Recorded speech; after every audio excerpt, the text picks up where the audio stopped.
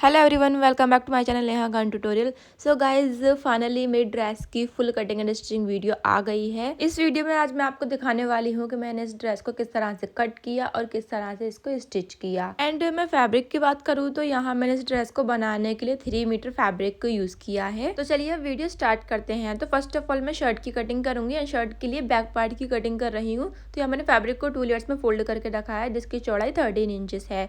तो यहाँ अब मैं शोल्डर की मार्किंग कर रही हूँ। तो 6.5 इंचेस पे मैंने मार्क किया है, 6.5 इंच पर। अगेन मैं 6.5 इंच पे मार्क कर रही हूँ एंड दोनों मार्क्स को मिलाकर एक स्ट्रेट लाइन ड्रॉ कर लूँगी। एंड आर्म होल के लिए मैं 7 इंचेस पे मार्क कर रही हूँ।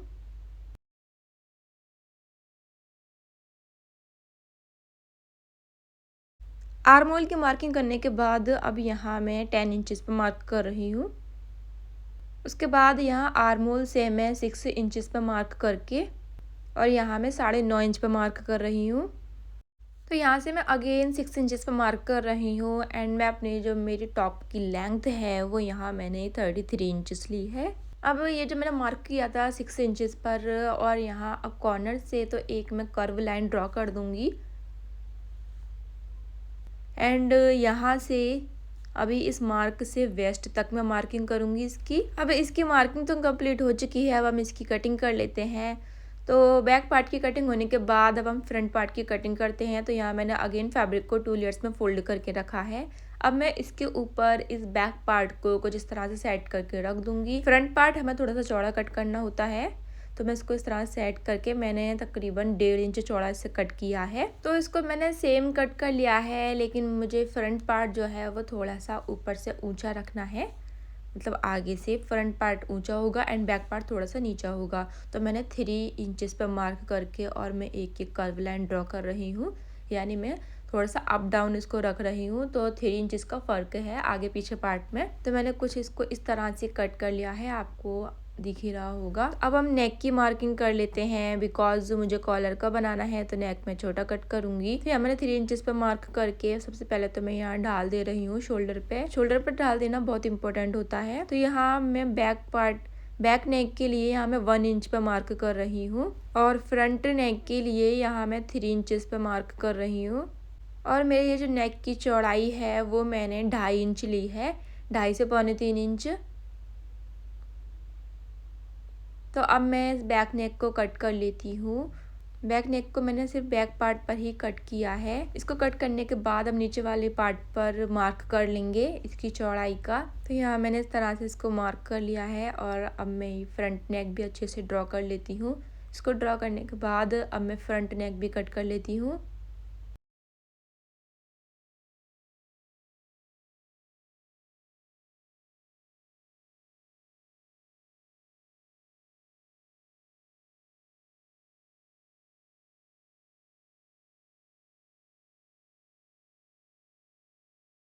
दोनों नेक कट करने के बाद अब मैं फ्रंट पार्ट को बीच में से कट कर लेती हूँ। तो अब मैंने फ्रंट पार्ट को कुछ इस तरह से ओपन करके रख लिया है। तो यहाँ मैं एक साइड का जो मेरा पार्ट है मैं 1 इंच इसको फोल्ड कर रही हूँ एंड जो दूसरा मेरा पार्ट है उसको मैं डायरेक्टली फोल्ड नहीं करूँगी, बिकॉज मुझे इसमें डबल पट्टी लगानी है। तो यहाँ मैंने ये 1 इंच चौड़ी इस तरह से पट्टी फोल्ड करके रखी है। तो इसको मैं सीधी तरफ इस तरह से स्टिच कर लूँगी। इसको यहाँ स्टिच करने के बाद मैंने इस तरह से कपड़ा फोल्ड करके रखा है, मतलब पीछे की तरफ मैंने इसको फोल्ड कर लिया है। देखो, अब फोल्ड करके यहाँ मैं अगेन यहाँ स्टिचिंग लगा लूँगी। इधर यहाँ स्टिचिंग लगाने के बाद अब देखो दोनों साइड की मेरी पट्टी रेडी हो गई हैं। तो एक साइड मेरी डबल पट्टी है एंड एक साइड मेरी सिंगल पट्टी है। तो डबल वाली पट्टी जो है वो मैं ऊपर इस तरह से इसको रख के, अभी मुझे स्टिचिंग नहीं लगानी है, सिर्फ मैं रख के दिखा रही हूँ आपको। इसके ऊपर बैक पार्ट रख दूंगी और इनके शोल्डर मिलाकर यहाँ स्टिचिंग लगा लूँगी। इनके शोल्डर स्टिच करने के बाद मैं यहाँ दोनों साइड फिटिंग लगा लूँगी।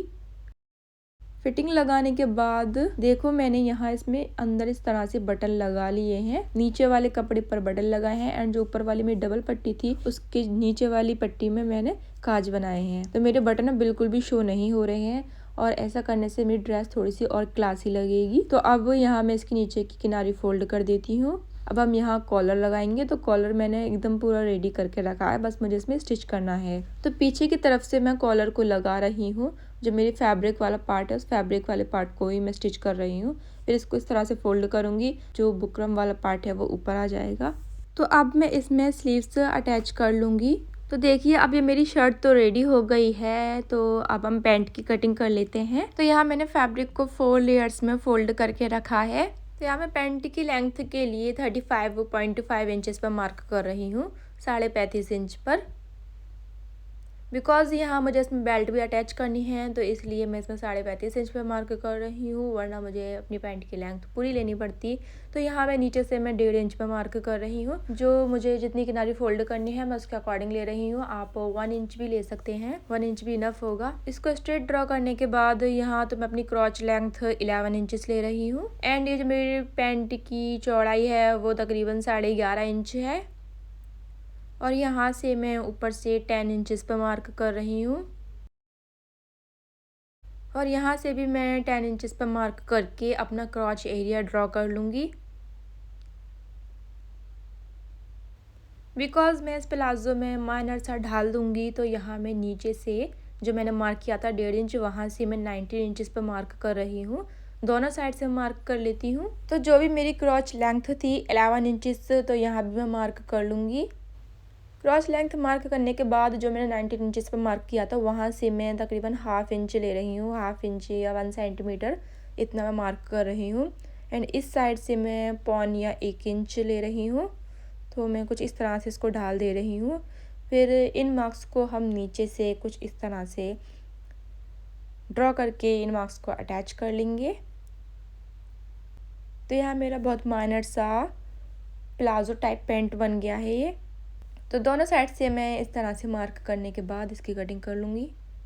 प्लाजो की कटिंग करने के बाद मैं इन पार्ट्स को 2 हिस्सों में डिवाइड कर लेती हूँ। तो मेरे 2 पार्ट्स हो गए हैं मेरे पास। तो अब हम फ्रंट पार्ट की कटिंग करेंगे। क्रॉच एरिया वाले साइड से मैं 1.5 इंचेस पर मार्क कर रही हूँ और इस कोने से उस कॉर्नर तक मैं एक तिरछी लाइन ड्रॉ कर रही हूँ। अब मैं यहाँ कॉर्नर से 3 इंचेस पर मार्क कर रही हूँ और इस साइड भी मैं 3 इंचेस पर मार्क कर रही हूँ। और इन मार्क्स को मिलाकर मैं एक ये कर्व बना रही हूँ, यानी 1/4 सर्कल। तो मैं इनको कट कर लेती हूँ। अब मैं इनकी क्रॉच एरिया स्टिच कर लूँगी, बैक पार्ट के भी स्टिच कर लूँगी। क्रॉच एरिया स्टिच होने के बाद यहाँ मैंने ये एक फैब्रिक लिया है एंड इसको मैंने कुछ इस तरह से फोल्ड कर लिया है बीच में से। तो इसकी लंबाई 11 इंचेस है और इसकी चौड़ाई ये 13 इंच है। मैंने फैब्रिक को पॉकेट बनाने के लिए लिया है। तो देखिए मैंने इस फैब्रिक पर ये फ्रंट पार्ट को जिस तरह से रख दिया है और जो इसका ये कर्व पार्ट था उसको इस तरह से ड्रॉ कर लिया है। इसको ड्रॉ करने के बाद अब मैं इसको इस तरह से कट कर लूँगी। इसको कट करके अब मैं सीधी साइड पे मैंने इसको रख के और यहाँ मैं स्टिचिंग लगा लूँगी। स्टिचिंग लगाने के बाद अब मैं यहाँ छोटे छोटे कट्स लगा रही हूँ और कट्स लगा के इसको पीछे की तरफ फोल्ड करके यहाँ अगेन स्टिचिंग लगा लूँगी। और साथ ही साथ यहाँ मैंने एक फैब्रिक का पीस लिया है, जो मैंने कॉर्नर कट किया था उस कॉर्नर से थोड़ा बड़ा मैंने रखा है, तकरीबन 2 इंच, 2 से 2.5 इंच आप मान सकते हैं। और मैं इसको इस तरह से इसको रख के स्टिच कर लूँगी। अब मैं इस फैब्रिक को पीछे की तरफ फोल्ड करके यानी इसको उल्टा करके और यहाँ मैं सिलाई लगा लूँगी। तो यहाँ सीधी सिलाई लगाऊंगी इस साइड। इधर स्टिच लगाने के बाद नीचे मैंने सिलाई लगाई थी और मैं इसको फोल्ड करके यानी पलट के इसको सीधा कर दूंगी। तो मेरी सिलाई वाला जो पार्ट था वो अंदर चला जाएगा और इसको इस तरह से इसके ऊपर रख के और यहाँ सिलाई लगा लूँगी और यहाँ लगा लूँगी।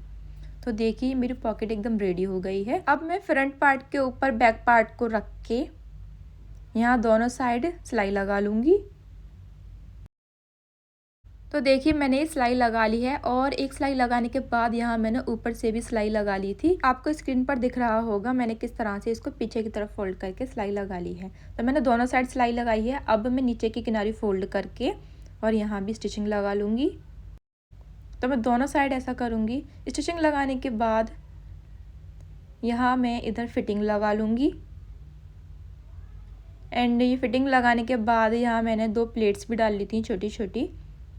तो अब ये मैंने ये एक फैब्रिक लिया है जिसको मैंने बीच में से स्टिच कर लिया है और इसकी चौड़ाई ये 5 इंच है। तो इस फैब्रिक को मैं कुछ इस तरह से इसके ऊपर रख के बेल्ट पर मैं इसको स्टिच कर लूँगी पूरी चारों ओर।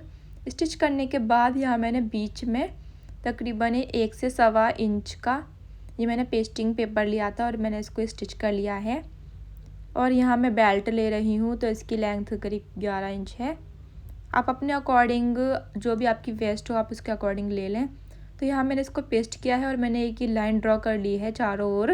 तो मैंने 2 इंच पे लाइन ड्रॉ की है एंड मैं इसको इस तरह से इलास्टिक को रख के और यहाँ सिलाई लगा लूँगी। इलास्टिक स्टिच करने के बाद देखिए मैंने इस तरह से खींच के भी सिलाई लगा ली थी इलास्टिक पर। अब मैं इसको इस तरह से फोल्ड करके पीछे की तरफ एंड चारों ओर फोल्ड करके यहाँ मैं सिलाई लगा लूँगी। सिलाई लगाने के बाद देखिए मेरी पैंट भी रेडी हो गई है एंड आई होप ये वीडियो आपके लिए हेल्पफुल होगी। वीडियो पसंद आए तो वीडियो को लाइक करें, चैनल पर नए हैं तो चैनल को सब्सक्राइब करें एंड वीडियो को ज़्यादा से ज़्यादा शेयर करें। अगर आपको कोई भी कंफ्यूजन है तो प्लीज़ मुझे कमेंट करें, मैं आपको रिप्लाई ज़रूर करूँगी।